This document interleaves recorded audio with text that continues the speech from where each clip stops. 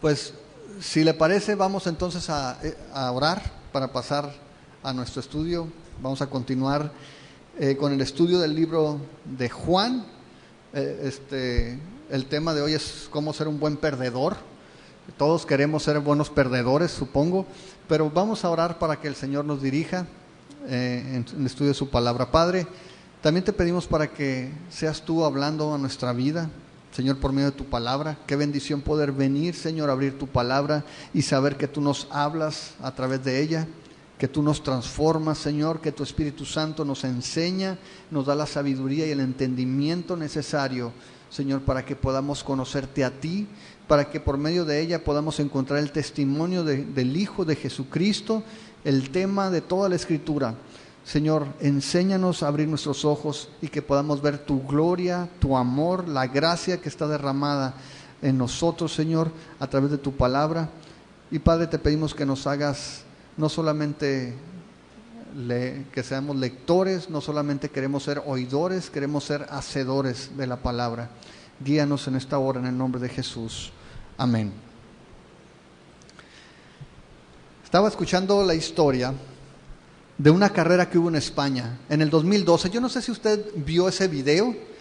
Era una carrera a campo traviesa que estaba en la región de Navarra, en España, y fue una carrera que se dio un domingo 2 de diciembre del 2012. En esa carrera estaba compitiendo un keniano que se llama Abel Mutai, y este keniano acababa de obtener medalla de oro en 3,000 metros con obstáculos en las Olimpiadas de Londres. Ya casi al final de la carrera, el primer lugar era este hombre, este keniano, que estaba llegando a la meta y faltando unos metros pensó que ya había cruzado la meta y empezó a aflojar el paso y empezó a saludar a todo el público y toda la gente gritándole y haciéndole señas. Siendo keniano, pues no hablaba español y menos castellano. Si los que hablamos español nos cuesta trabajo entender el castellano, imagínense a un keniano.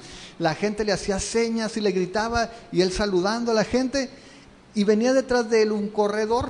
El corredor más cercano era un español que se llama Iván Fernández Anaya, y cuando vio que el keniano estaba a metros de la meta, no quiso aprovechar la ocasión, sino que en lugar de correr y acelerar, lo que hizo fue lo agarró y prácticamente lo empujó de la espalda mientras le hacía señas para llevarlo a que cruzara la meta en primer lugar.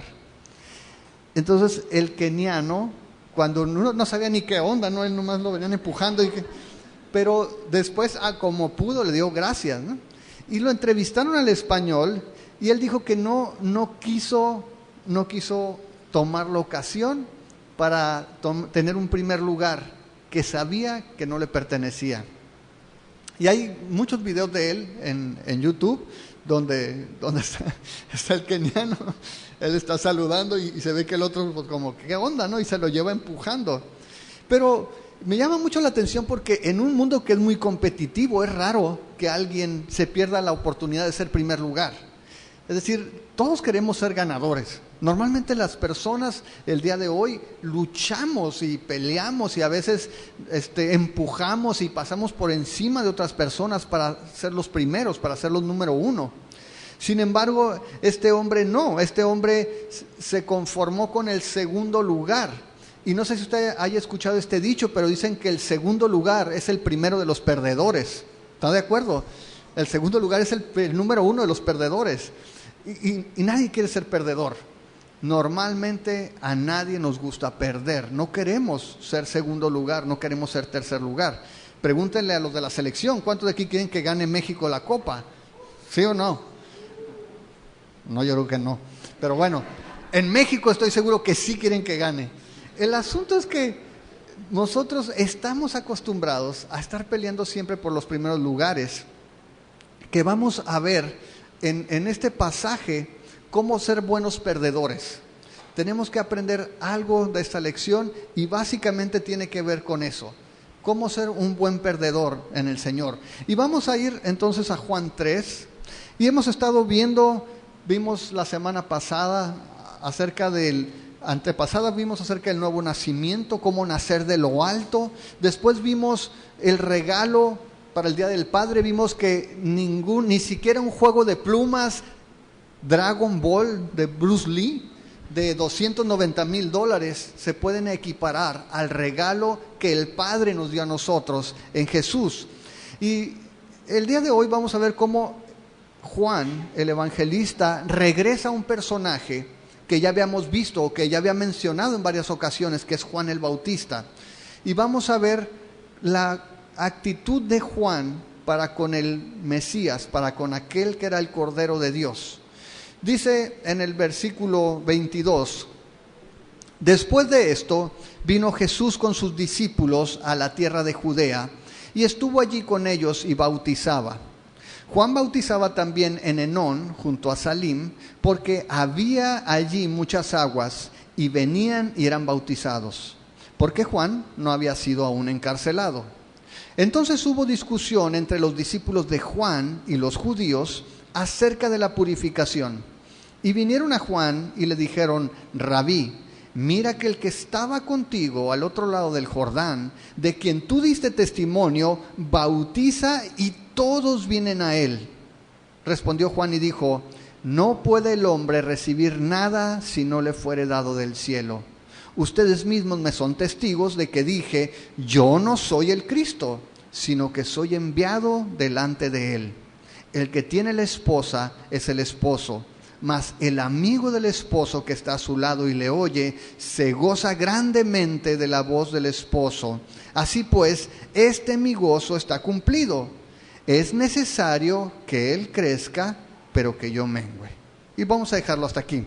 Y recordamos que Jesús había sido interrogado por Nicodemo, un principal entre los judíos.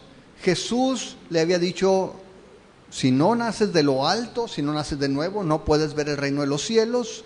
Nicodemo, siendo un maestro, un principal entre los judíos, le dice, ¿cómo puede ser esto? Y Jesús le explica que es un asunto espiritual y le dice que los hijos de Dios no nacen por voluntad de hombre, por voluntad de carne, sino que es una obra del Espíritu Santo, y hace referencia a lo mismo que Juan nos había hablado en el prólogo, en el capítulo 1, acerca de cómo a los que creen el testimonio de Dios se les da el derecho, la potestad, la autoridad de ser llamados hijos de Dios. Y luego comienza una explicación a partir del verso 16 de cómo Jesús fue enviado por el Padre y cómo la condenación vino al mundo por el rechazo del Hijo, por el rechazo de Jesús. Inmediatamente después dice en el verso 22 que después de esto Jesús vino con sus discípulos a la tierra de Judea. Ahora, si tú te fijas, si tú eres observador, sabes que Jesús se encontraba en Jerusalén, estaba en la región de Judea. Pero lo que estaba diciendo aquí Juan es que había salido al campo, a la región de Judea, a los alrededores de Jerusalén. Y dice el verso 22 que había salido a pasar un tiempo con sus discípulos. Dice que vino Jesús con sus discípulos a la tierra de Judea y estuvo allí con ellos y bautizaba. Ahora piensa esto, Juan el Bautista era el que tenía este ministerio, él era el bautista, él ya estaba bautizando cuando Jesús llega. De hecho, Jesús fue bautizado por él.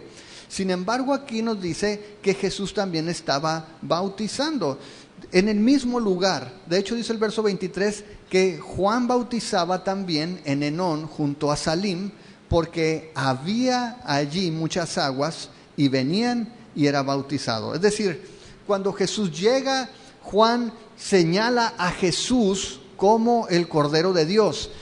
Y hay algunos discípulos de Juan que se van tras Jesús. Y de hecho Jesús los toma por discípulos.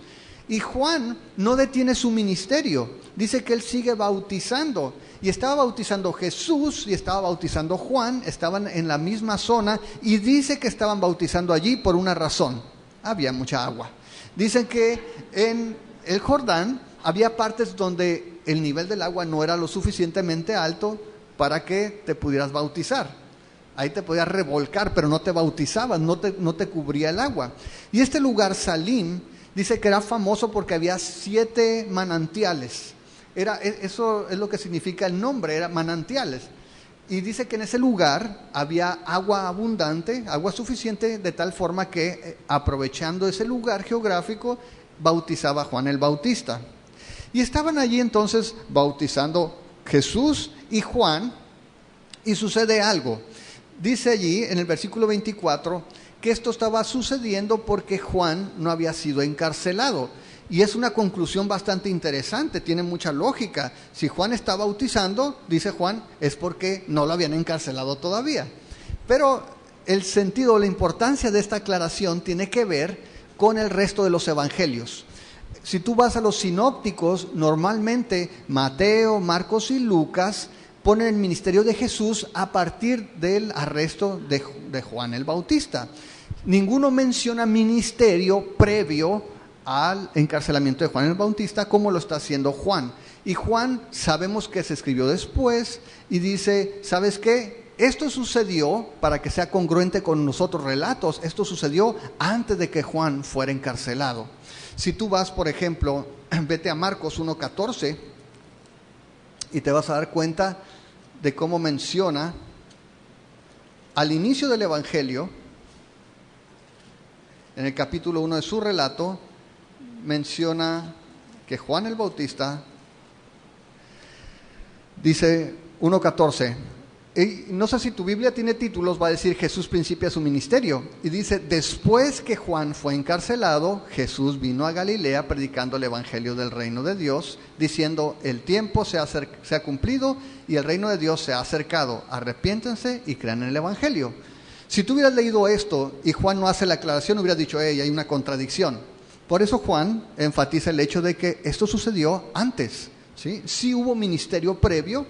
Juan el Bautista estaba bautizando, mientras Jesús también estaba bautizando, y Juan el Evangelista nos deja claro que sí hubo un ministerio previo, y por eso nos deja esa nota en este pasaje, ¿ok?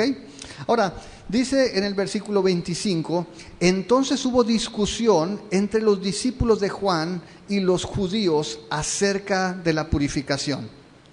Si yo le pudiera poner un subtítulo a esta sección, yo te diría, cuidado con las discusiones. En ese sentido, nos habla que estaban discutiendo los discípulos de Juan con los judíos acerca de un ritual. Probablemente no tenemos el detalle, pero algunos piensan que, si tú te fijas, esta discusión derivó en una molestia cuando supieron los discípulos de Juan que los discípulos de Jesús o que Jesús estaba bautizando también. Y algunos piensan que la discusión tenía que ver con la relación del bautismo de Juan o el bautismo de Jesús con los rituales de purificación judíos. Probablemente estaban discutiendo algún tecnicismo, ¿no? Quizá, ¿y cómo bautizan ustedes? ¿Y en el nombre de quién? ¿Y qué altura tiene el agua? Y estaban discutiendo, y quizá los discípulos de Juan, algunos judíos le decían, ven para acá, mira, te vamos a bautizar, necesitas bautizarte para arrepentimiento. Y no lo sabemos, pero quizás uno de los judíos dice, pero ¿para qué me voy a bautizar con Juan? Si allá está también Jesús bautizando, ¿cuál es la diferencia? Y comenzó una discusión. Dice que hubo una discusión allí. Ahora, algo importante que podemos aprender aquí es que debemos de tener cuidado con las discusiones que son vanas. Como creyentes debemos estar siempre enfocados en aquello que es importante, en lo que es primordial. Muchas veces como cristianos tenemos esa tendencia a estar discutiendo todos los asuntos. ¿Por qué tocan alabanza con batería? ¿Por qué la tocan con guitarra eléctrica? ¿De dónde? A ver, dame un versículo donde diga que la batería debe estar en la iglesia. A veces nos enfocamos en tantos detalles que perdemos de vista lo importante. Hay asuntos que son esenciales en el Evangelio y no son negociables. Cuando hablamos de Jesús, cuando hablamos de la fe, cuando hablamos del arrepentimiento, hablamos del Espíritu Santo, la infalibilidad o la inerrancia de la Biblia, son asuntos que no se pueden negociar o que no se pueden, en los que no se puede ceder. Pero si hablamos en cuestiones periféricas acerca del estilo de la música, acerca de si debemos de tener luces de colores o no, si está mal que apaguemos los focos en la alabanza, son cosas que no son importantes. En este caso vemos que estaban discutiendo asuntos de un ritual, pero curiosamente esa discusión que tenían con los judíos, los discípulos de Juan, los llevó a ver que estaban bautizando a Jesús y hubo molestia. Y dice allí, versículo 25, hubo discusión entre los discípulos de Juan y los judíos acerca de la purificación. Y vinieron a Juan y le dijeron, Rabí, mira que el que estaba contigo al otro lado del Jordán, de quien tú diste testimonio, bautiza y todos vienen a él. Ahora, yo te decía en el pasaje anterior que debemos de tener cuidado con las discusiones vanas. Yo te diría que también debemos de tener cuidado con los celos. Este pasaje, primero, los discípulos de Juan habían escuchado a su maestro, al rabí, a Juan, decir que él no era el Cristo. Habían escuchado decir que he aquí el Cordero de Dios que quita el pecado del mundo. Habían escuchado cómo dio testimonio diciendo, yo no soy digno de desatarle o de atarle la chancla siquiera. Soy indigno de esa tarea, de la tarea más baja de un esclavo. Y sin embargo, estos discípulos se habían mantenido fiel a su maestro. Ahí estaban con Juan y le dicen, el que está del otro lado del río, ¿te acuerdas del que tú diste testimonio? Y no dicen su nombre. Dice, está bautizando y todo el mundo se está yendo para allá. Fíjate. ¿Sí? Todo el mundo. Y estaban exagerando. No se estaba yendo todo el mundo. Juan y sus discípulos estaban allí. Dice que gente iba a ser bautizada, pero sus discípulos dijeron, y todo el mundo se está yendo para allá. ¿Qué vamos a hacer? ¿No? Y eso sonaba de alguna manera la forma en que exageraron. Se escuchaba de la misma manera que lo hacían los fariseos, los judíos, los enemigos de Jesús. Si tú te fijas, ve a Juan 12 y vas a ver una expresión similar de los enemigos de Jesús cuando estaban maquinando la forma de hacerlo quedar mal con el pueblo. En el capítulo 12 vemos que está la entrada triunfal y los fariseos habían buscado la forma de tomar a Jesús mal parado, de hacerlo quedar mal con el pueblo. Pero dice allí que cuando entra Jesús y todo el mundo lo recibe con palmas y todos gritan Hosana, dice el versículo 17, y daba testimonio a la gente que estaba con él cuando llamó a Lázaro del sepulcro y le resucitó de los muertos, por lo cual también había venido la gente a recibirle, porque había oído que él había hecho esta señal. Pero mira los fariseos. Pero los fariseos dijeron entre sí, ¿ya ven que no consiguen nada? Miren, el mundo se va tras él. Otra vez exagerando. No se iba todo el mundo tras él. Lo que sí queda claro es que de alguna manera los discípulos de Juan se sintieron agraviados por el hecho de que Jesús estaba haciendo la misma obra que ellos. No sabían, no les quedaba claro de qué se trataba esto, de bautizar a la gente. Señor, está entrando la competencia, maestro, ¿qué vamos a hacer? Nos está ganando los inconversos. Y esa es una actitud que muchas veces se da entre las iglesias otra vez. Muchas veces entre las mismas iglesias hay un cierto sentido de competencia. Otra vez, ningún pastor quiere ser un perdedor, de verdad. Dice, no, yo quiero ser un gran predicador, yo quiero ser un gran pastor, yo quiero ser alguien importante. Y hay un término que se usa mucho, sobre todo en las iglesias modernas, es el término relevante. Esta iglesia es relevante, tiene que ver con la cultura, tiene un impacto en la sociedad. Y yo leía en un post de Jaime Food, no sé si alguien lo vio, Jesús, los discípulos, Pablo, no les importaba ser relevantes, ellos querían ser fieles a la predicación del Evangelio. Y aquí los discípulos de Juan estaban entendiendo el ministerio de Jesús y sus discípulos como una amenaza, estaban viéndolos como competencia. Pero sabes, no son los únicos a los que les pasó esto. De hecho, a los mismos discípulos de Jesús les pasó. Si tú vas a Marcos 9, te vas a recordar una ocasión donde los discípulos también se sienten amenazados por otras personas que estaban también haciendo el ministerio. Y decían, Señor, ¿qué ondas? Andaban unos apócrifos, hay gente que también andaba echando fuera demonios. En Marcos 9, en el verso 38, Juan el que escribió el Evangelio, aquí llega con Jesús y dice, Juan le respondió diciendo, Maestro, hemos visto a uno que en tu nombre echaba fuera demonios, pero él no nos sigue y se lo prohibimos porque no nos seguía. Y ve la respuesta del Señor Jesús. Pero Jesús dijo, no se lo prohíbas, porque ninguno hay que haga milagro en mi nombre que luego pueda decir mal de mí. Porque el que no es contra nosotros, por nosotros es. Y cualquiera que les diere un vaso de agua en mi nombre, porque son de Cristo, de cierto les digo que no perderá su recompensa. Juan se sintió agraviado al ver a alguien que estaba echando fuera demonios, alguien que estaba haciendo su ministerio y no los seguía a ellos. No dijo, y no te seguía a ti, dijo, y no nos siguió, no nos seguía a nosotros. Tenía esa percepción de que si no estás con nosotros, estás contra nosotros. Pero el Señor Jesús le dice, no, si está conmigo, nadie que lo haga en mi nombre puede hablar mal de mí. Nadie que verdaderamente sea un discípulo puede actuar en contra mía. Los discípulos de Jesús experimentaron el mismo celo ministerial que tuvieron los discípulos de Juan. Pero no fue el único.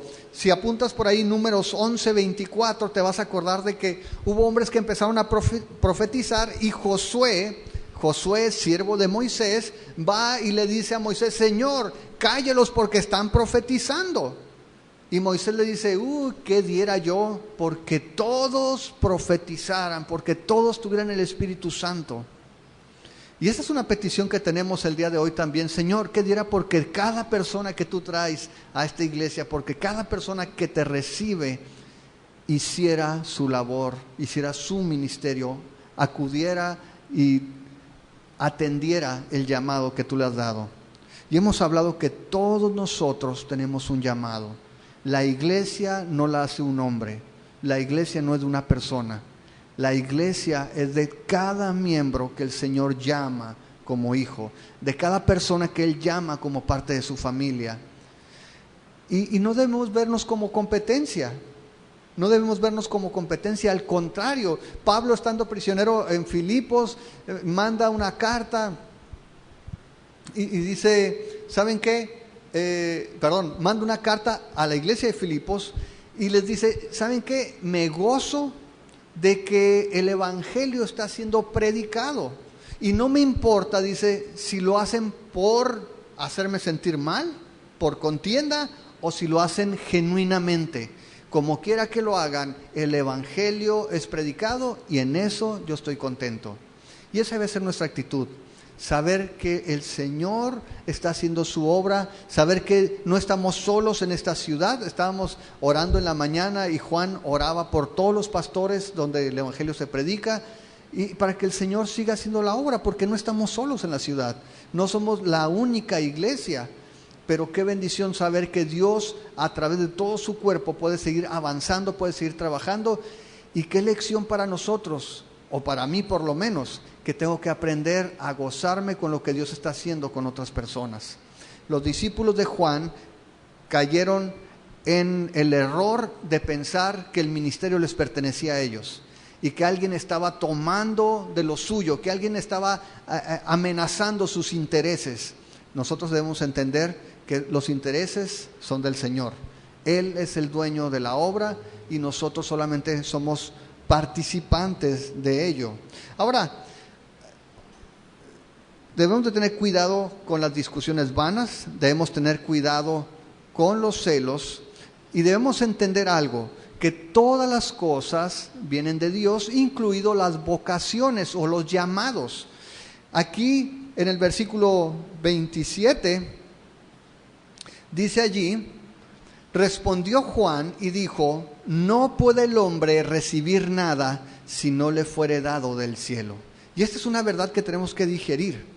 Aún en estas cosas, nosotros siempre que oramos por las ofrendas o por los diezmos, decimos, Señor, de lo que recibimos de tu mano te vamos a dar. A final de cuentas dice la Biblia que Él es el que da el poder para hacer riqueza. Y eso significa que Él es el que te da la fuerza cada mañana para que tú puedas ir a trabajar. Sabemos que la vida es un don de Dios, sabemos que la salud es un don de Dios y como consecuencia el fruto de nuestro trabajo es un don de Dios. Pero también el papel al que el Señor te ha llamado o la vocación con la cual has sido llamado dentro de la iglesia viene de parte de Dios. Un ministerio genuino, un ministerio verdadero, nunca inicia en la voluntad del hombre. Tiene que venir de parte de Dios. Por eso hablamos de llamados. Hablamos de que es Dios quien establece su iglesia, quien reparte los dones y quien da los llamados.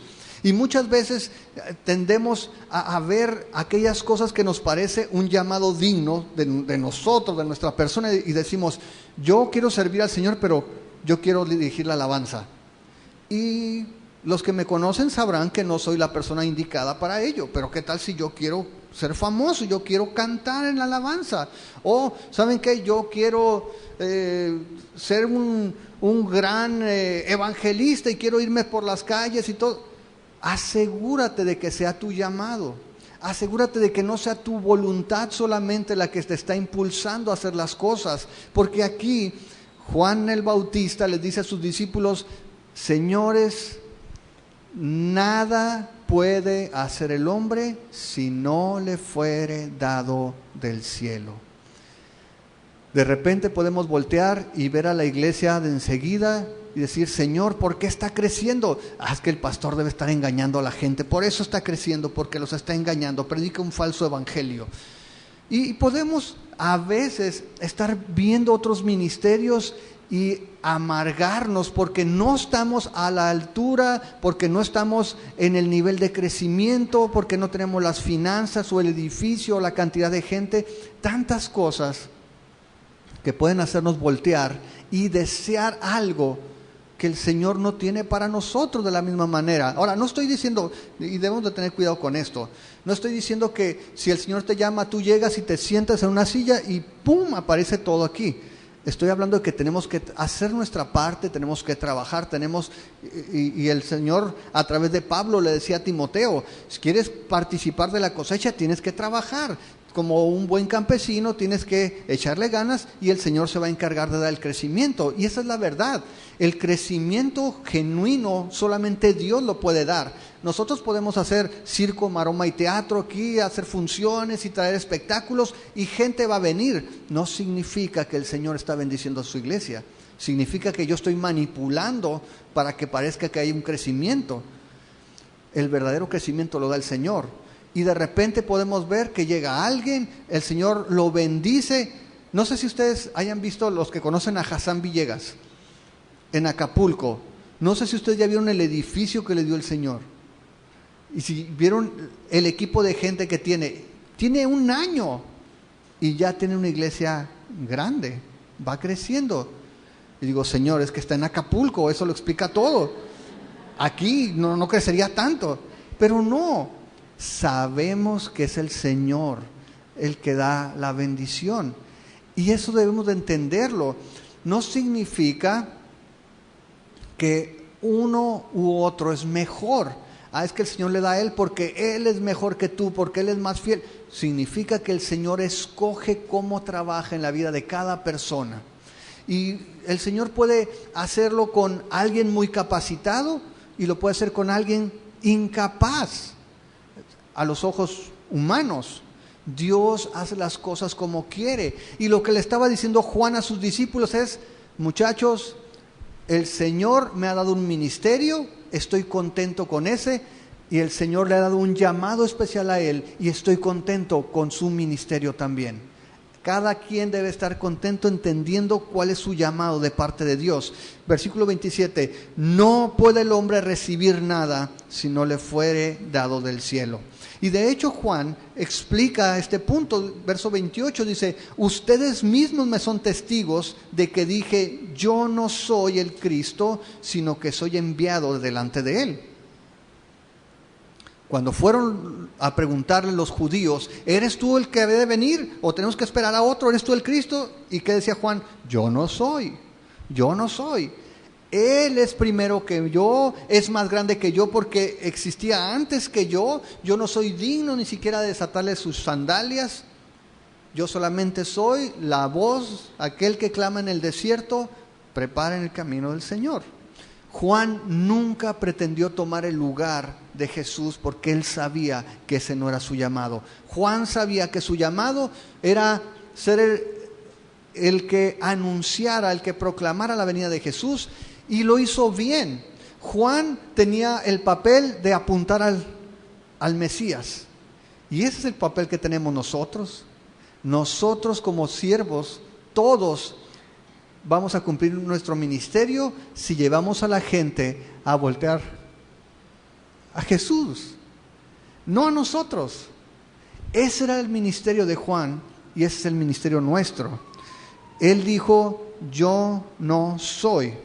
Ahora, cuando entendemos lo que dice Juan aquí, cuando entendemos que la autoridad y la misión viene de aquel que nos envía, Juan sabía que a él lo había enviado el Señor y sabía cuál era su misión y sabía cuál era su propósito, sabía que Dios era el autor de la vida, de la salvación. Dios también es el autor del servicio, Él es el que nos da los llamados, Él es el que dicta lo que hacemos y por qué lo hacemos, de tal forma que nosotros no busquemos una motivación extra. Y miren, esto es una tragedia en el ministerio, en la iglesia, pero es una realidad. Muchas veces estamos sirviendo por los motivos equivocados.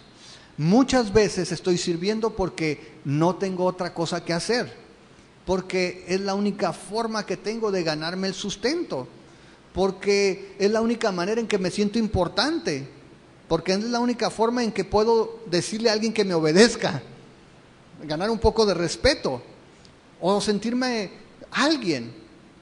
Muchas veces sucede. Y muchas veces, como dice Pablo, es fuente de ganancias deshonestas. Es la forma en que tengo de hacerme de un buen carro o de una buena casa cuando manipulo a la gente. Y esa es la realidad.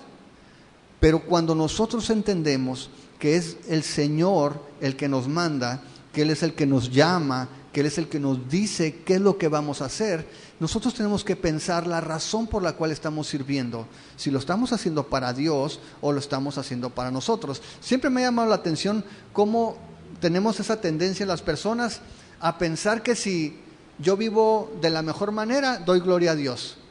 Es que el Señor quiere que tú seas próspero para que Él sea glorificado. ¿En serio?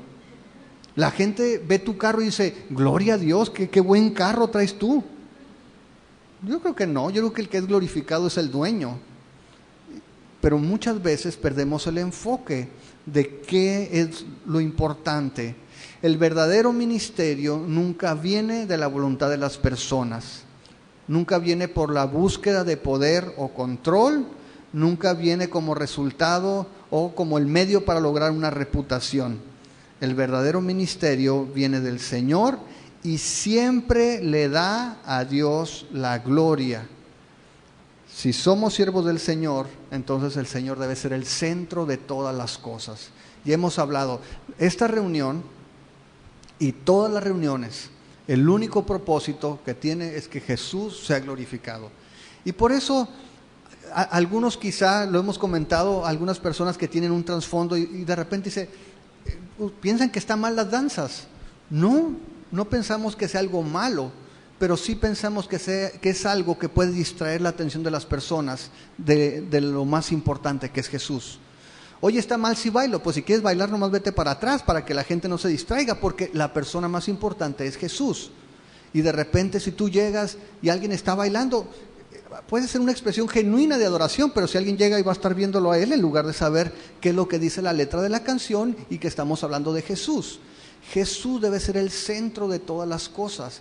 Por eso predicamos la palabra de Dios y el enfoque es Jesús, porque el verdadero ministerio tiene el enfoque en su centro en Jesucristo, y eso es lo que queremos hacer. Cada persona que venga a este lugar, queremos que vea que Jesucristo es la razón de ser de la iglesia, de tu vida y del cristianismo.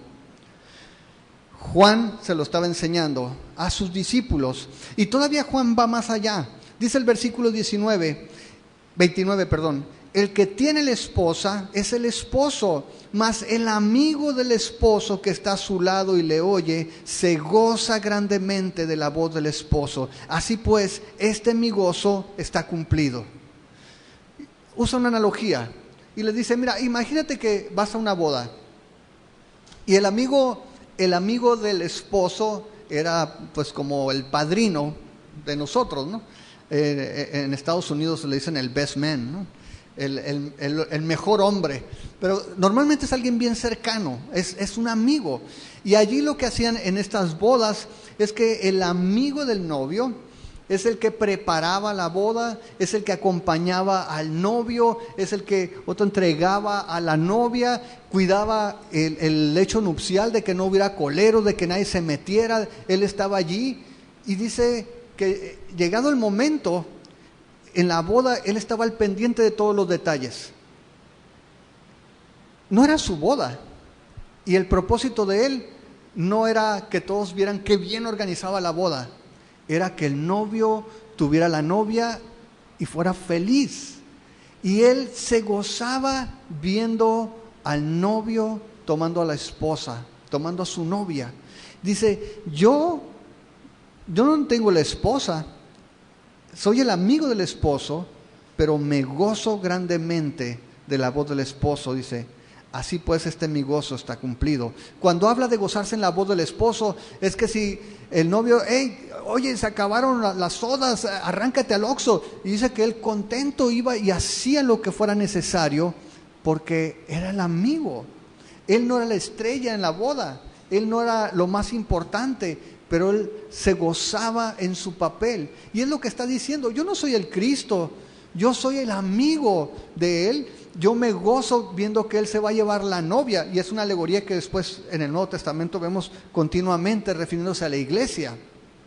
Él solamente organizaba, acompañaba al novio, entregaba a la novia, le daba regalos, sacaba los coleros, ¿no?, del lecho, y era su consejero. Una vez que estaban casados, él también se preocupaba por el bienestar de la pareja, tipo un padrino. Pero él sabía cuál era su propósito. Él hacía los mandados al novio. Él no era el novio, no era la estrella, pero se gozaba en ayudar a la estrella. Y ese es el punto con nosotros. Todos nosotros somos colaboradores. Todos nosotros, cuando somos llamados por Jesús, somos colaboradores de Cristo, de Dios, de lo que está haciendo aquí. Y en eso es que nos debemos de gozar. Y muchas veces no servimos porque no hemos entendido que el servicio es un privilegio, no es una carga, es un privilegio que Dios nos da. ¿Quién eres tú? ¿Quién soy yo para que Dios nos confíe parte de su obra? Para que Dios nos tenga la confianza de decir, ¿sabes qué? Quiero que me ayudes. La gente cuando nos conoce no nos pide favores, porque si ya te conozco ya sé que no lo vas a hacer. Dios lo hace. Dios de todas maneras lo hace. Dios sigue confiando en nosotros. ¿Quiénes somos nosotros? En 1 Corintios, en capítulo 3, Pablo ilustra una situación similar a la que estaban pasando los discípulos de Juan con Jesús.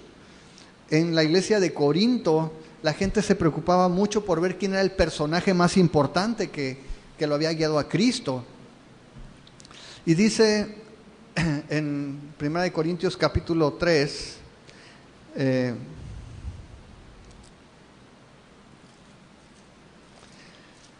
hablando de los colaboradores, desde el verso 1 vamos a leer.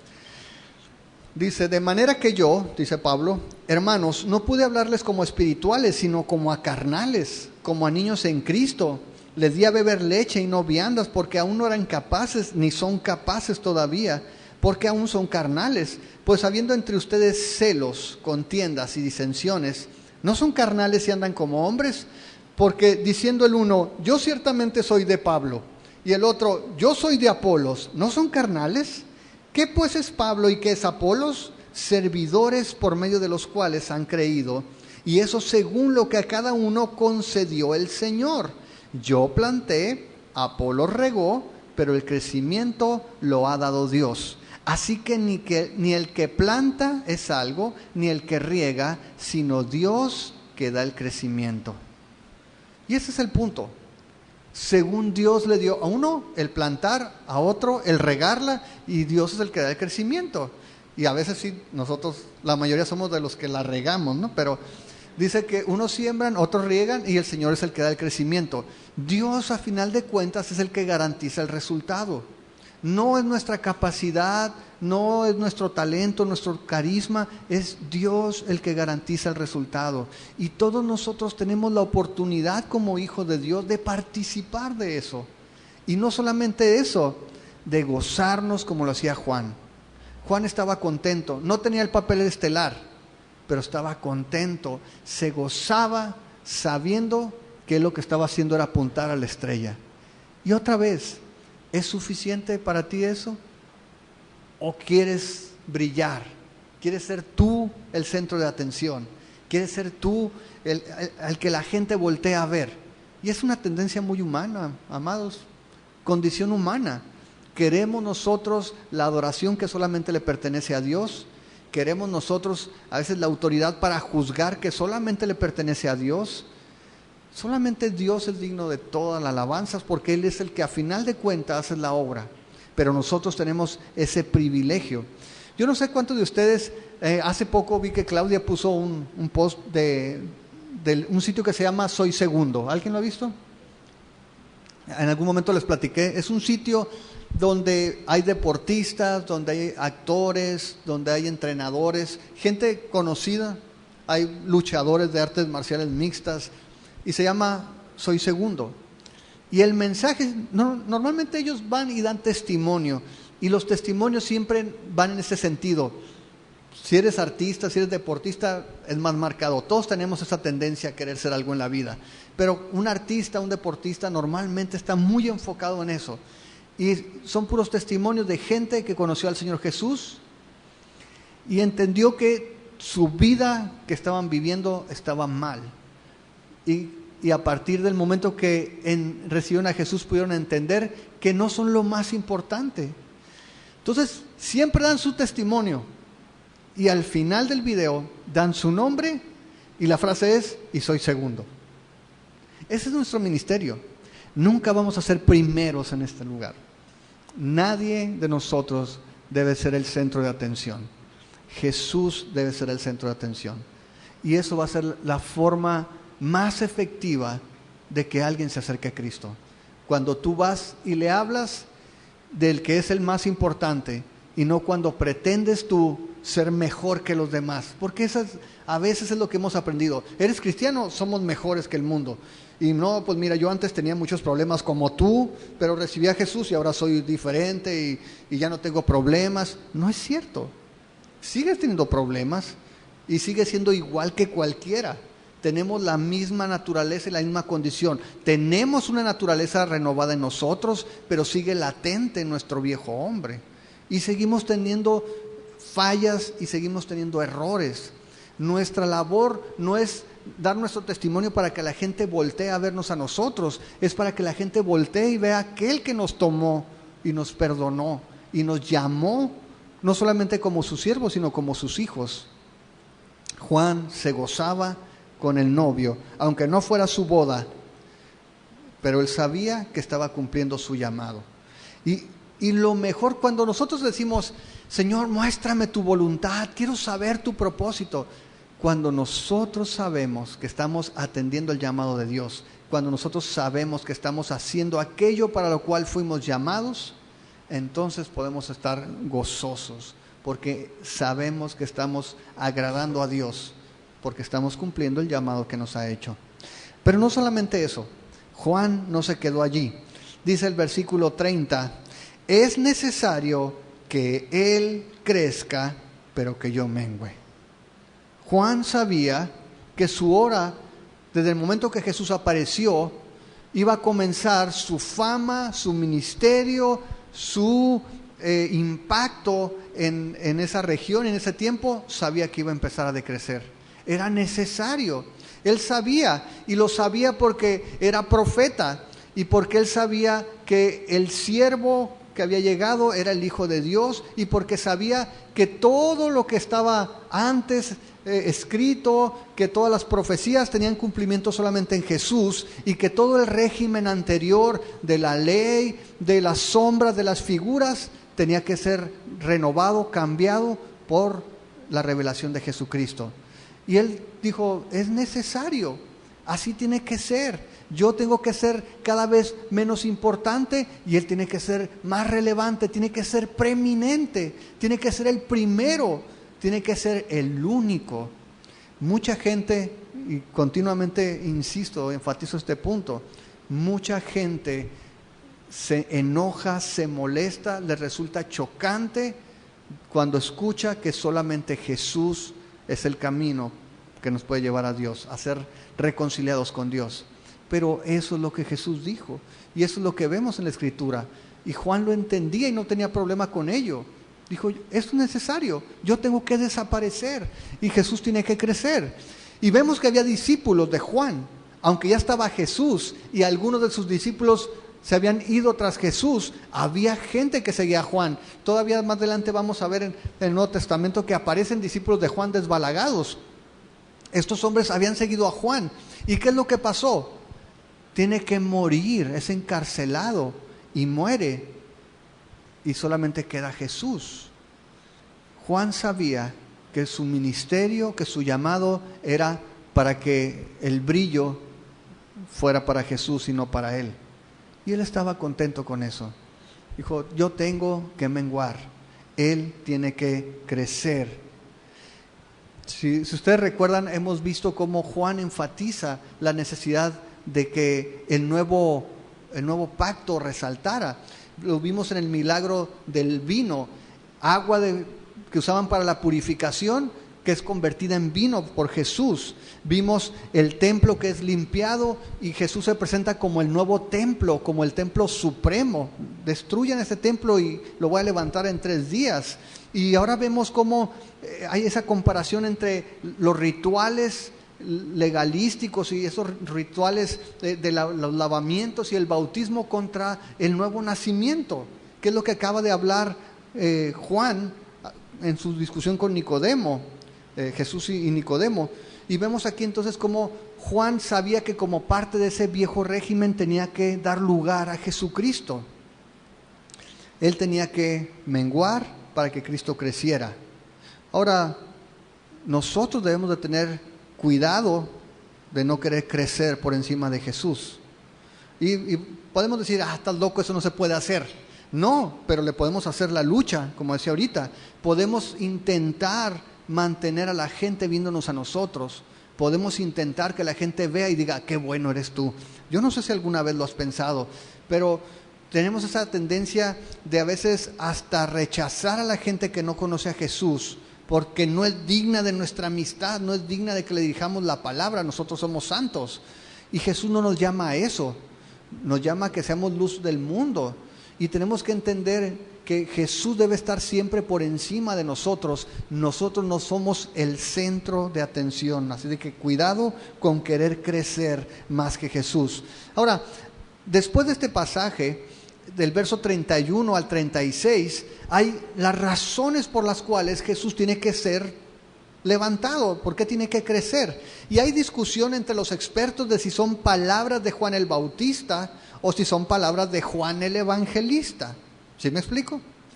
Algunos dicen, no, estas palabras, estos versículos, Juan el Evangelista los escribió como un comentario adicional para que quedara claro lo que estaba diciendo Juan el Bautista.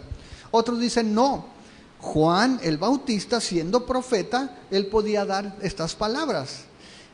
Independientemente de cuál de los dos Juanes haya sido, hay por lo menos 5 razones por las cuales debemos entender que Jesús está por encima y debe estar por encima de cualquier persona. Dice allí el verso 31, el que de arriba viene es sobre todos. El que es de la tierra es terrenal, y cosas terrenales habla. El que viene del cielo es sobre todos, y lo que vio y oyó, esto testifica, y nadie recibe su testimonio. El que recibe su testimonio, este atestigua que Dios es veraz. Porque el que Dios envió, las palabras de Dios habla, pues Dios no da el Espíritu por medida. El Padre ama al Hijo, y todas las cosas ha entregado en su mano. El que cree en el Hijo tiene vida eterna, pero el que rehúsa creer en el Hijo no verá la vida, sino que la ira de Dios está sobre él. Primero, la razón por la cual Jesús debe ser preeminente, Jesús debe ser el número uno, está en el verso 31 y nos da su origen. Jesús debe ser número uno por su origen. Dice, el que de arriba viene es sobre todos. El que es de la tierra es terrenal y cosas terrenales habla. El que viene del cielo es sobre todos. Es decir, Juan, cualquiera de los dos que haya sido, sabía algo. Sabía que Jesús no era cualquier persona, no era cualquier hombre. Y él decía, él viene de arriba. Si ustedes recuerdan, yo les dije un chiste que pocos comprendieron, acerca de que Jesús era el verdadero maestro del aire. Cuando estaba hablando con Nicodemo, él dijo que solamente el que viene de arriba podía explicar estas cosas. Aquí Juan dice, ¿sabes qué? El que viene de arriba está sobre todos. Los que somos de la tierra podemos hablar solo cosas terrenales. Aún la revelación que el Señor nos da, aún cuando nosotros entendemos su palabra, no tenemos comprensión plena de las cosas del cielo. Cuando Jesús habló con Nicodemo, Nicodemo le dijo, ¿cómo puede ser esto? Y Jesús le dijo, si te estoy hablando de las cosas de la tierra y no las entiendes, ¿qué tal si te hablara de las del cielo? No las podía captar plenamente como nosotros el día de hoy no podemos captar todas las cosas plenamente. Cuando nosotros leemos la Biblia, hay cosas que nos quedan inciertas. Por ejemplo, ¿cuál de los dos Juanes escribió esto? Y dices, es que necesito saber quién lo escribió. No necesitas saber quién lo escribió, necesitas creer lo que está escrito. Pero muchas veces queremos conocer todos los detalles a plenitud y eso no lo podemos hacer. No somos Dios. Como seres terrenales tenemos limitaciones. Y lo que dice aquí, Jesús es preeminente, Jesús está en primer lugar porque Él viene del cielo, por su origen. Número 2, Jesús es preeminente, Jesús debe estar en primer lugar por su testimonio. Dice allí, en el verso 32, y lo que vio y oyó, esto testifica y nadie recibe su testimonio. El que recibe su testimonio, este atestigua que Dios es veraz. Porque el que Dios envió, las palabras de Dios habla. Ok, primero, siendo Jesús de arriba, Jesús vio y oyó lo que habla. Su testimonio es diferente.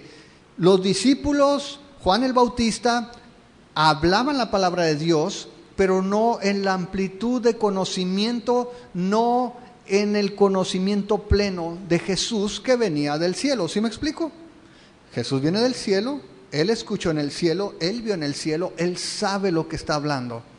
Juan el Bautista y todos los, en el Antiguo Testamento tú ves que todos los profetas, según nos dice Hebreos 11, pues vieron de lejos, sabían algo de las cosas, pero no sabían con certeza cuál iba a ser el cumplimiento y la plenitud de las promesas de Dios y la revelación de Jesús.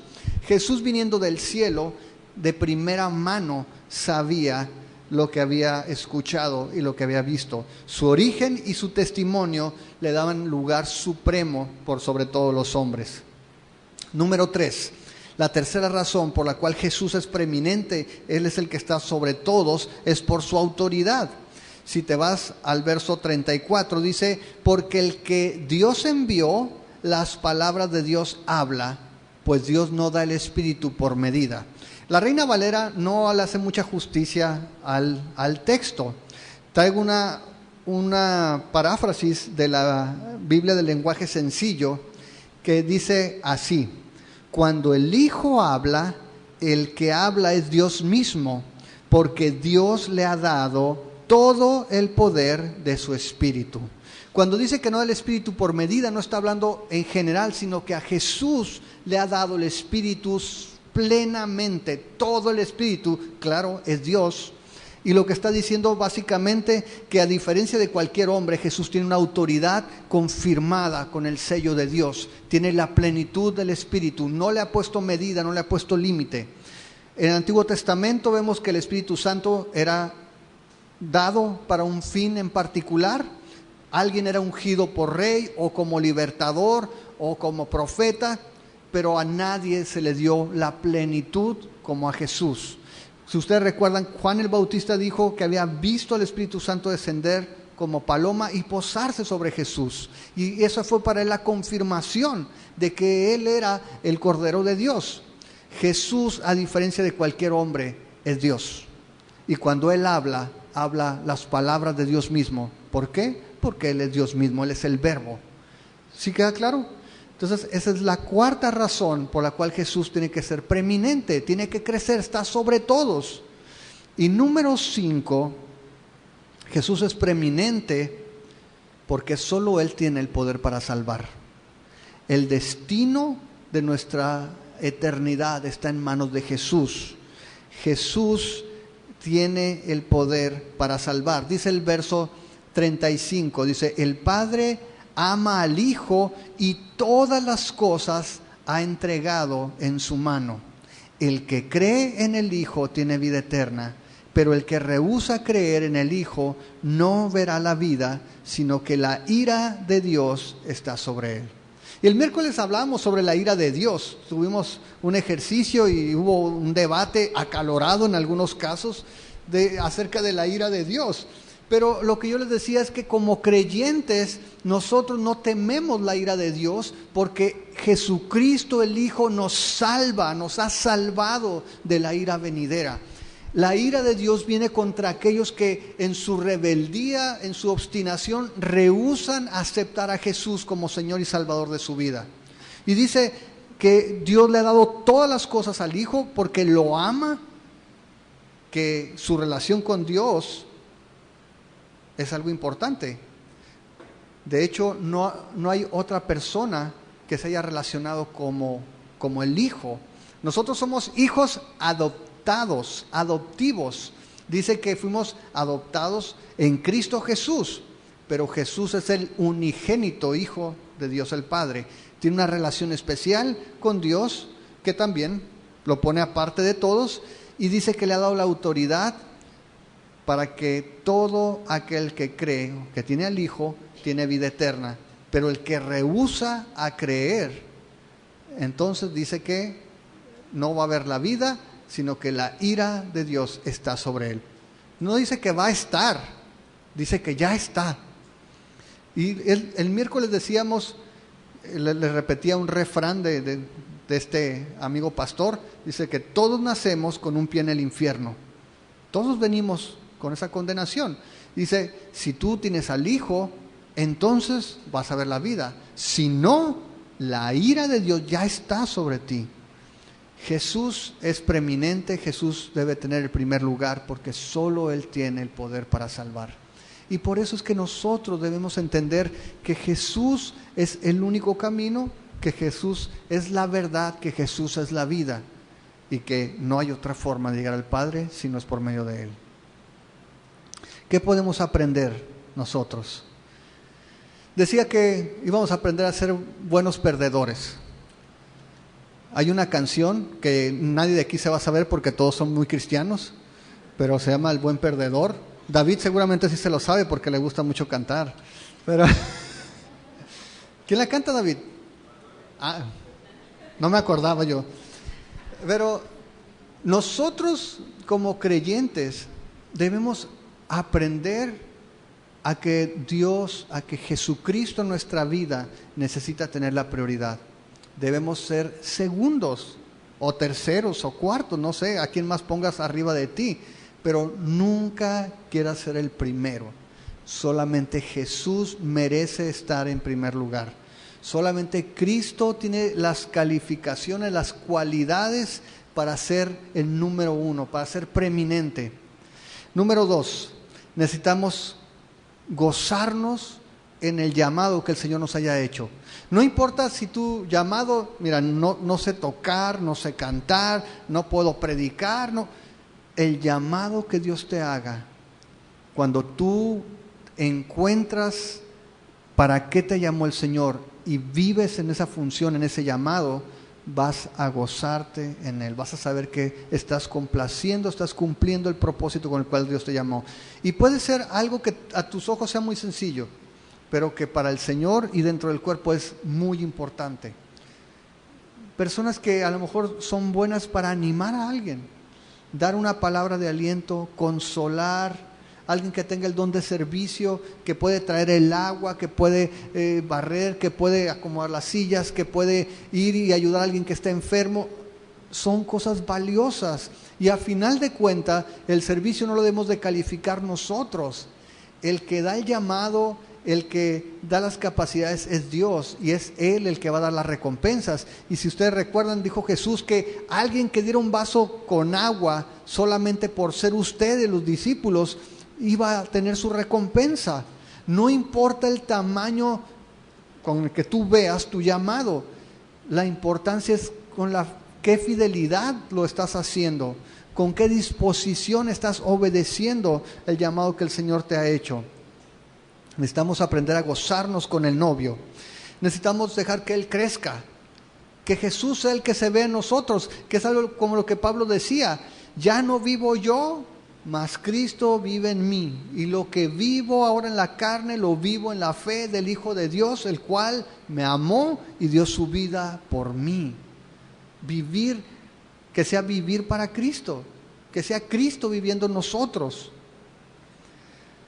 Y por último, cuando ves estas razones, Jesús es el número uno, por lo menos la última razón debe ser fundamental que tú la creas.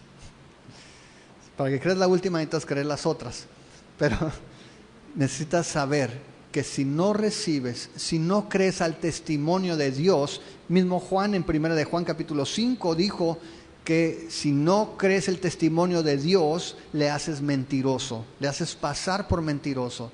Y el testimonio de Dios es que en Cristo, en su Hijo, está la vida. Y dice que el que tiene al Hijo, tiene la vida. Y el que no tiene al Hijo, no tiene la vida. Es más, dice aquí que la ira de Dios está sobre él. Si tú no lo has recibido, recíbelo. Si tú ya lo creíste, entonces deja que Cristo sea preeminente en ti, deja que Él crezca, aunque tú tengas que menguar. Amén. Oramos. Padre, te damos muchas gracias, Señor, por tu palabra. Señor, tú eres el número uno. Tú eres preeminente en todas las cosas, independientemente de nuestro testimonio. No necesitamos decirlo para que sea una verdad. Tú ya eres el que está por encima de todas las cosas. Pero el hecho de que nosotros lo reconozcamos, el hecho de que nosotros lo aceptemos, tiene efectos en nosotros, Señor. Primero, vida eterna. Segundo, Señor, una disposición para servirte, sabiendo que tú eres la estrella. Tercero, reconocer esa verdad me da gozo. Nos trae el gozo porque sabemos que el brillo no debe estar sobre nuestra vida. Nuestro gozo y el brillo en nuestro llamado viene cuando fielmente apuntamos al Salvador, al Mesías, a Jesucristo. Señor, que cada uno de los que estamos aquí podamos aprender a vivir en segundo lugar. Que seamos buenos perdedores, Señor. Que podamos ver la honra, que podamos ver el privilegio de ser segundo, de servirte, de ser el amigo del novio, aunque no sea nuestra boda, nos gozamos con el novio, sabiendo que ese es nuestro llamado. Señor, y te pedimos para que pongas en nosotros un corazón que se enamore de ti, que podamos hacer las cosas por amor. Quita los motivos incorrectos, quita, Señor, de nosotros cualquier anhelo o deseo que sea contrario, Señor, a tu palabra, que sea contrario a tus planes. Quita de nosotros las ambiciones que no son válidas, que son erróneas. Y danos un corazón humillado delante de ti, Señor, para servirte, para honrarte, para buscar que tú seas exaltado en todas las cosas. Te damos gracias por el privilegio que nos das, Señor, de ser parte de lo que tú estás haciendo.